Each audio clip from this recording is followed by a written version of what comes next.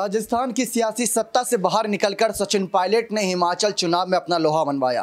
Congress party देखकर दंग है कि हिमाचल के नतीजे उनके पक्ष में आए। रिवाज तो चल रहा है, लेकिन रिवाज इस बात का भी चल रहा है कि बीजेपी की डबल इंजन सरकार लगभग हर राज्य में अपनी सेंधमारी करके सरकार गिराकर सरकार बना रही है, या वोट के दम पर यानी मतदाताओं के दम पर चुनाव जीतती जा रही है। चाहे यूपी के चुनाव की बात करें, चाहे बात करें यहाँ महाराष्ट्र में सरकार गिराकर सरकार बनाने की, लेकिन हिमाचल में मात खा गए। अब यहां पर तारीफ सिर्फ और सिर्फ सचिन पायलट की हो रही है। क्यों? और सचिन पायलट के राजनीतिक करियर को लेकर सवालात उठ रहे हैं।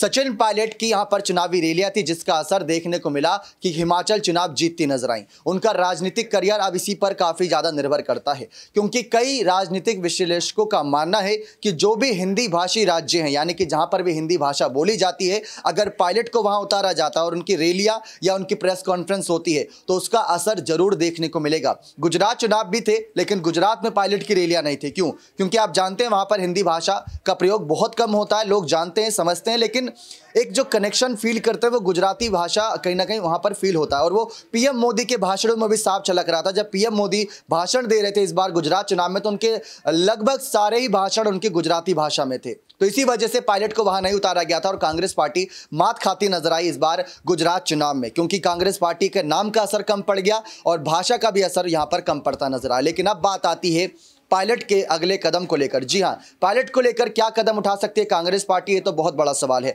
लेकिन पायलट क्या कदम उठा सकते हैं, ये उससे बड़ा सवाल है। आपको बता दें कि अगर कोई बड़ा नेता अपनी छाप छोड़ता है किसी और राज्य में स्टार प्रचारक के तौर पर, तो सभी पार्टियों की नजरें उस पर बन जाती हैं। और इस बार तो राजस्थान से ऐसी खबरें आ रही हैं कि आम आदमी पार्टी भी पूरी तरीके से तैनात है। एक बार संजय सिंह से यह पूछा भी गया था कि पायलट के बारे में आपका क्या मानना है, क्या पायलट जैसे युवा नेता जो कांग्रेस पार्टी से परेशान है, वहां पर अपमान का घूंट पी रहे हैं, क्या उनको आप अपनी पार्टी में लेना चाहोगे? तो उन्होंने कहा बिल्कुल, क्यों नहीं, ऐसे नेताओं की तो तलाश रहती है। राघव चड्ढा को देख लीजिए, उन्होंने पंजाब जिता कर दिया और राघव चड्ढा ने यहाँ पर कहीं ना कहीं गुजरात में 5 सीटें भी निकाल कर दी। भले ही 5 जीते, लेकिन 5 सीटें तो जीते, 0 से अच्छा 5 तो था।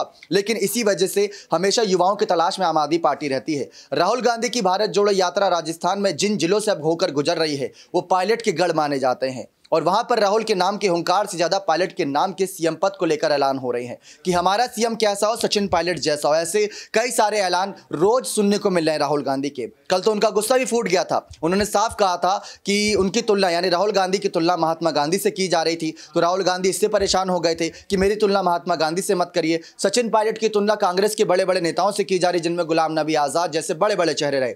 पायलट परेशान है। पायलट कह रहे मेरी तुलना किसी से मत कीजिए, क्योंकि मैं अपनी खुद की एक छवि बना रहा हूं। आप खुद देखिए कि उन्होंने जब डिप्टी सीएम पद से इस्तीफा दिया तो एक विधायक के तौर पर जाने जाते हैं और 10 राज्यों से ज्यादा उन्होंने रैलियां करी। 100 से ज्यादा 2 साल के अंदर 100 से ज्यादा उन्होंने जनसभाएं कर दी है। यह अपने आप में एक बड़ा रिकॉर्ड है।